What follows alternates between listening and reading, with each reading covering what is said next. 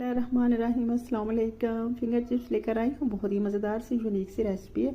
झटपट तैयार 2 मिनट में हो जाती है। आलू अच्छी तरह से धो के कटिंग कर लें। उसकी फिंगर्स की तरह लंबे लंबे प्यारे से कटिंग कर लें। तमाम आलू की मैंने कटिंग कर ली है। अब मैं लेती हूँ एक बाउल। उसमें शामिल करती हूँ 4 चम्मच बेसन के, 2 चम्मच सूजी के, नमक, धनिया पाउडर, ज़ीरा पाउडर, लाल मिर्च पाउडर, थोड़ा सा चिकन मसाला और इसकी कोटिंग कर लेती हूँ। अच्छी तरह से गाढ़ा सा इसका पेस्ट बना लेती हूँ।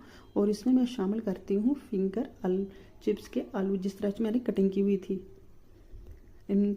और ये मसाले को अच्छी तरह से मैं आलू के ऊपर लगा दूंगी ताकि मसाला अंदर तक इनहेल्स हो सके। अच्छी तरह से मुझे बिल्कुल इसके ऊपर अंदर तक चला जाए।